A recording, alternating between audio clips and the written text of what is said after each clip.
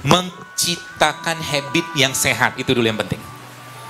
Menciptakan habit yang sehat. Dan ngerti dulu yang dimakan itu kira-kira sehat atau kurang sehat atau tidak sehat.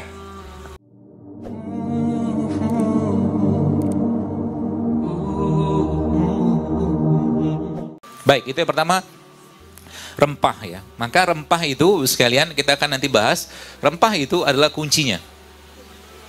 Ya, mengandung mineral yang kita butuhkan.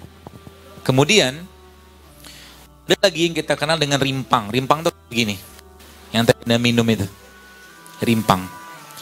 Kan biasa kita udah bikin tuh minumannya, makanan atau lauk pauk di rumah kan pakai ini. Oke? Dan ketika Anda bikin itu, katakan pindang mungkin atau gulai tanpa santan. Santan juga saran saya jangan dipanaskan. Santan kalau Anda panaskan rusak dia.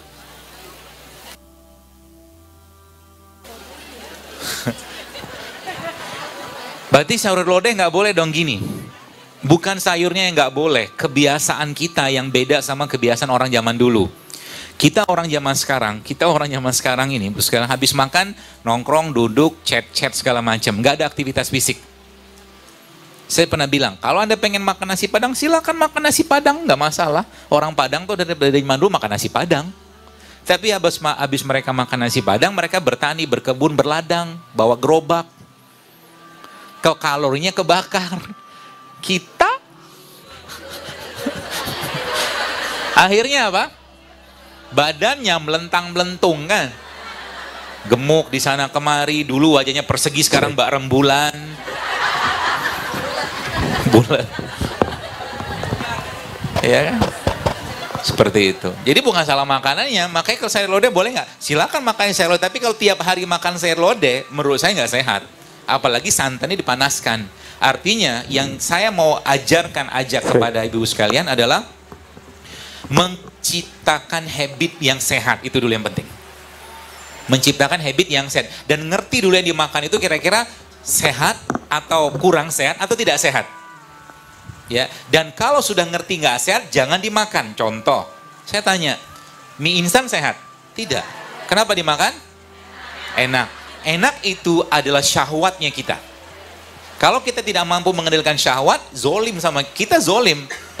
Sudah ngerti nggak sehat dimakan namanya zolim. Ya, sudah ngerti nggak sehat jangan dimakan. Cek. Nah, jadi satu. Kecap. Sudah. Kayaknya. Harus. Lebih bebas itu. Biar saya.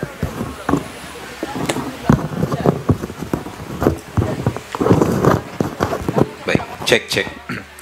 Ya, jadi kalau sudah tahu nggak sehat jangan dimakan. Kalau sudah tahu nggak sehat dimakan namanya zolim.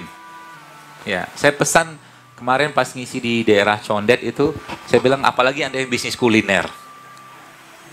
Kalau Anda sudah tahu ilmunya, Bu, jangan bikin makanan yang bikin sakit orang. Kalau bikin makanan yang bikin sakit orang dan orang itu dulunya nggak kena diabetes, gara-gara salah satu kontribusinya adalah produk kita, dosa kita. Betul nggak? Benar. Sampai habis itu ada orang yang kasih pertanyaan ke saya, Dok, maaf, saya ini jualan kue. Kue itu isinya apa?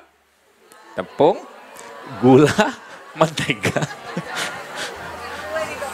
Terus mendengar penjelasan dokter ini, dia bilang, saya jadi merasa bersalah. Apakah saya harus hentikan? Saya bilang tidak. Kalau itu mata pencarian Anda, jangan hentikan dulu. Tapi Anda sudah punya tanggung jawab untuk menggantinya. Harus bijak juga. Ya, sekarang banyak kok cake yang sehat, kue-kue yang sehat tanpa gula, tanpa tepung-tepung biasa, dia pakai non gluten, banyak. Ya, saya kemarin bikin kajian tablik akbar di Batam, ada 3.000-an orang hadir. Di situ kita bikin bazar sehat di sana. Bazar sehat yang di sama panitia itu difilter semua yang boleh jualan. Nggak ada tepung di sana, nggak ada tepung biasa ya, nggak ada gula, nggak ada minyak, nggak ada nasi putih. Dan itu ternyata banyak gitu loh. Dan masyarakat bisa bikin, bahkan saya baru tahu juga ada kecap dari kelapa. Bisa bikin. Bagaimana gula pasir kita ganti dengan gula singkong? Bisa. Banyak banget pilihannya. Bagaimana, saya suka pempek, jujur aja saya suka pempek. Tapi kalau saya makan pempek, sekarang biasanya kembung saya, nggak enak badan saya, karena tepung. Sekarang ternyata, ya sagu apa tepung seperti itulah, gluten gitu kan. Akhirnya mereka bikin pempek, pernah saya posting kalau nggak salah. Pempeknya tuh menggunakan tepung dari mokaf, tepung singkong. Ternyata tetap enak. Tetap enak. Rasa tetap ada. Gitu. Jadi, kalau Anda lihat postingan saya tadi, ada postingan dari seorang ibu-ibu ya, yang ibu apa, Nana Cuisine apa namanya itu ibu itu otodidak belajarnya. Dan dia sekarang betul-betul, saya katakan sebenarnya ibu sudah layak bikin catering, saya bilang kayak begini. Udah tahu ilmunya. Dari hal sederhana yang dia munculnya gara-gara apa? Gara-gara banyak masalah kesehatan di keluarganya, Bu. Akhirnya dia ganti makanan-makanannya. Ya, dia nggak pakai minyak, dia nggak pakai tepung, dia nggak pakai nasi, segala macam, ganti semua. Ya, jadi hasilnya memang luar biasa. Kalau sudah tercipta kebiasaan sehatnya, barulah boleh Anda makan yang suka-suka tadi. Tapi kalau saya pribadi memang nggak mau, memilih untuk tidak. Contoh, pernah dalam satu tempat saya ngisi acara, lalu sama panitia dikasih kue. Disuruh cicip lah saya. Kue-kue tradisional gitu kan banyak ragamnya. Saya coba cicip, kelihatannya memang menyenangkan, mengasihkan banget lihat kue tadi, warnanya, gulanya apalagi. Saya coba cicip, saya ambil sendok teh, cuil. Saya coba makan. Habis itu udah lama kemudian langsung pusing saya, kembung, gak enak badannya. Nolak badannya, udah nolak gitu kan. Lalu saya ngerti badan saya. Jadi Anda yang harus paham badan Anda. Ini kata kuncinya, ibu-ibu Anda yang harus lebih paham badan Anda dari siapapun. Tidak dokter, tidak herbalis, tidak siapapun. Anda harus lebih paham. Kalau sudah muncul keluhan tertentu pada badan Anda harus paham. Anda harus komunikasi, mintanya apa badan itu.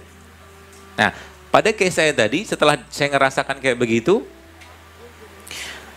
saya langsung ingat bahwa salah satu cara untuk membersihkan toksin lah ya, gula pasir yang luar biasa itu, gula pasir memang dalam sebuah tulisan yang pernah saya baca, dilakukan seorang dokter Amerika, gula pasir itu kecanduannya dia 8 kali lipat daripada kokain. Gula pasir.